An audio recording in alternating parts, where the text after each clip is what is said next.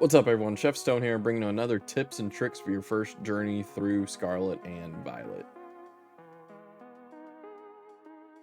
Well, the first winter storm of the season is here. It is cold outside, it's like 4 degrees. I'm inside where it's nice and warm. I got my tree behind me. It's fun. It's all fun times. If you didn't catch the first tips and tricks video, I'm gonna have it linked at the top in the corner, one of the corners. I think it's that corner. If it's not, oh well. The big reason why I'm making this one is I've been playing the game and I've had a friend who picked Pokemon back up for the first time in a while. He's kind of familiar with the game, but Generation 9 has brought so many new mechanics to the game. I just kind of developed this list off of the questions that he actually asked me. So let's get into the first tip. We're going to be talking about type icons in this game.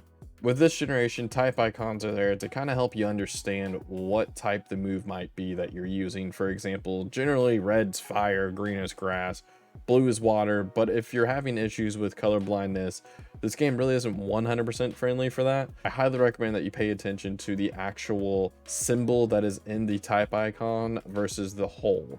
So for example, if you're looking at the water one, it's going to be a drop. I went ahead and updated the badge progression list from my previous video to actually include the type icons that you can see here. I'm not going to insult your intelligence, so I'm not going to read them. However, I will make note that there are some differences with the way that these type icons may appear in the game. Now, when it comes to the raid type icons, what you'll notice is there's usually about 4 different types of icons that may appear.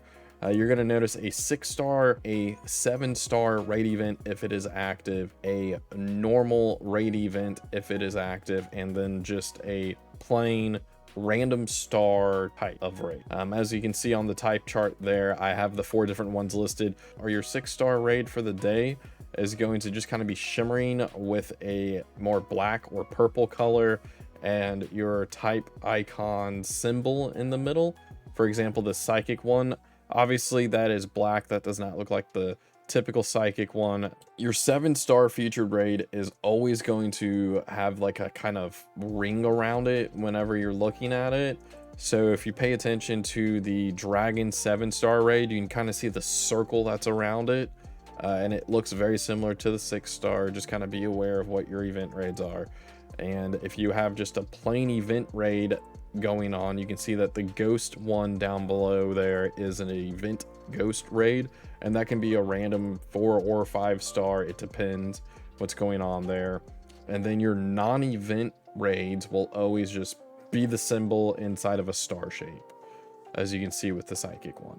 If you're still confused on what the typing is of a move and you haven't really memorized the different types of icons that's there, all you gotta do is go to the TM machine at any kind of Pokemon Center, and whenever you go into the TM machine and you say, I want to make a TM, you'll notice at the very top there, you can see where all of them are, but if you hit R and L, you can actually filter by the type of move. And then if you look underneath the name of the move, it will tell you the actual type that the move is, and also provide the icon. So for example, this is a normal type move being takedown. Continuing on with typings, let's talk about type charts. Now, I've been playing Pokemon since Generation 1, and the one thing that has always confused me and that I really didn't have a care for are the type charts. Now, what I mean by this, if you take a look, you just search the internet Pokemon type charts, and literally something like this will pop up. It's very confusing and kind of overwhelming at first if you're a new player, and the main reason is you need like a math degree and rulers and like extra calculations to figure out what's going on here. It's just very old. Like that, I want to say it's very old. Might I introduced a website called pkmn.help. I'm going to link it down below in the description. The thing that's nice about this website is that it's interactive. I'm an interactive learner, and it allows you to kind of play with different match type ups. Say for example, you have a rock poison Pokemon. You're able to see what you're going to be able to deal super effective damage to, normal damage to, and resisted damage to. The other cool thing about this website is with Generation 9 and Terra types being a thing, you're allowed to throw in as many as you want. So say your rock poison Pokemon has a dragon Terra type, you're now able to see how it updated to what you deal damage to. Additionally, with this website, not only does it include the types that you'll deal damage to, it also lists the Pokemon that you'll deal damage to as well. And for example, it includes all of the Generation 9 Pokemon that are in here. So it's an extremely updated tool and resource. It even allows you to see what you can do defensively. So say your Pokemon is just that dragon type because you terastallize, you can now see what you're going to be weak against as well. The Pokedex Features website allows you to search a Pokemon by name so that way you can see its typing. Now, Generation 9 introduced a lot of new Pokemon, so a lot of people aren't familiar with their typings.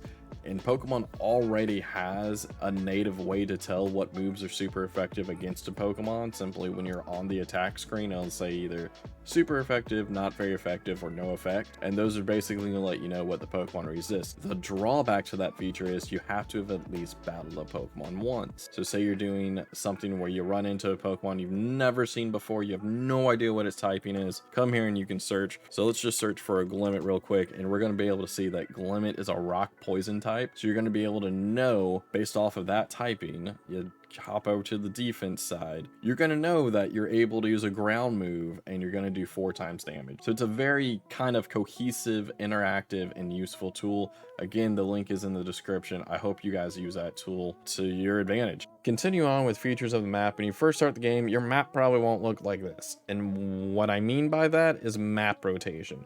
Most likely or not, your map's going to look something along the lines of, like, say this, and you're going to get really confused really quick. And the reason why that happens is because the way your map view is pulled up whenever you press Y is based off of how your camera angle is in the overworld. So say you're traveling down a path and you're going along and you're just minding your own business, but say you want to pull up, oh no, where's Artisan? Oh, okay, where is it? Okay, it's over there. In your brain, you're thinking that's north. It's not actually north. So the way that you fix that is you simply just click down on the right thumbstick, and what you'll notice is your map is locked to facing north. So instead, Artisan is no longer facing north, like you can see. In fact, it is south, right? I highly recommend that as soon as you open up your map for the first time, you click down on the right thumbstick, because it's going to make traversing Paldea a whole lot easier. Another feature with the map is you're going to open it up for the first time and kind of get overwhelmed, especially once you unlock raids. You're going to see a bunch of stuff on there, and it might be a little confusing at first. I'll walk through it super quick. Your red Pokeballs, those are going to be your Pokemon centers. If you see a blue wing, that is a flying spot. 9 times out of 10, it's going to be one of those big tall watchtowers that appear randomly. Be sure you go in and you unlock those so you can quick travel across the map. And now whenever you're zoomed in all the way into a city, what you'll notice is you see different brown icons. Those are all your various stores that are in the city. Shopping bags are usually just kind of items that are like held items or supplies, whereas the ones with food are for food, clothing's for clothing. Now, if you ever get like, where am I at? Where am I at on the map? I have no idea. Pressing the plus button will take you from whatever side you are on the map. I'm gonna go all the way over here. Oh no, where's my character? How do I get all the way up here? Press plus, it'll recenter you. You can also zoom in or out on the map by simply flicking the right thumbstick up or down. If you flick up, you'll zoom in. If you flick down, you'll zoom out. You can go as far out as you can see the whole region. When the map's pulled up, you'll notice some other things as well. You'll see Pokemon that are around you in the vicinity. That doesn't necessarily mean that those are the Pokemon that are only spawning. It just means those are Pokemon that can appear where you're at. But if you look a little bit up over here to the northeast, you'll notice a Marill by itself with a kind of a flashing icon underneath it. That is a mass outbreak. Those are really fun to do. I recommend you doing them. One more nice feature with the map is you're allowed to set destination. So say, for example, I want to go over to this Marill outbreak. All I gotta do is press A near it and hit set destination. And what's cool is when you get out of it, you will auto rotate to the direction that it's at. The D-pad is used this generation to provide some extra functionality to just some additional things with the game. For example, if you press up on the D-pad, you're going to be able to emote, and simply all you got to do is while you're in that menu, press A, and you're doing your emote, and you press A and you stop. B will make you go back. The right on the D-pad will let you know what kind of notifications you have. For example, right now I have an active meal power, and that lasts for 30 minutes. That means that I either ate food or made a sandwich. You press B just to make those go away. Down on the D-pad will actually bring up your camera. So the camera feature's back, and you can do different things with the camera as the guide suggests on the left-hand side. You can apply different filters or whatever. It's a kind of a fun thing to play around with. You close out of that by pressing B, and then left on the D-pad. This is the one thing that most people forget. Left is where you customize your outfit. Now, if you have additional save data in the game and you speak to a woman in Mesa Goza at the base of the stairs, she will kind of talk to you and give you the ability to have different phone cases from previous games. So unlike previous generations, Scarlet and Violet add in some extra, we'll call them fail-safes to help you catch shiny Pokemon. Now, that doesn't mean that the Pokemon can't faint. It just means that there are some mechanics that help prevent you from accidentally fainting the Pokemon or it accidentally despawning. Now, if you're battling a Pokemon, you can still use moves like Memento and things of that nature, but what I'm talking about in particular is the Let's Go feature. If you see here, last night I was hunting Glimmet and I came across a shiny Glimmet, so I decided, you know, to check to see if it was shiny, and I sent my Let's Go out, and as you can see, if you look at the icon that's right above the Pokemon, that means that the Pokemon is shiny. That means that it cannot be battled in the Let's Go feature. But this is one of the many fail-safes that are there.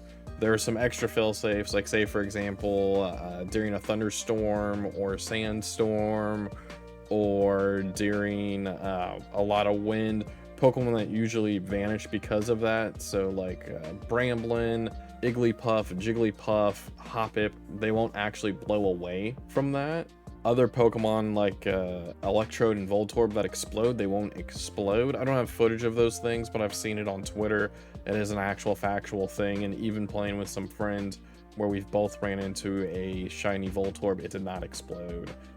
But just keep that in the back of your mind when you're shiny hunting, that if you're just using the Let's Go feature, you can certainly Let's Go to your heart's content, and you don't have to worry about mistakenly KOing a shiny, because it won't happen. Well, that wraps up for this one. Thank you guys for watching. I hope you learned something. If you have any questions about any of the mechanics in this video or just in general, feel free to leave a comment and ask it. I might make it into my next video. I might just answer it in the comments. Also, remember, subscribe, like, and turn on notifications to know when I post another video or go live. Until the next one, Merry Christmas, Happy New Year, and remember, stay hungry, my friends.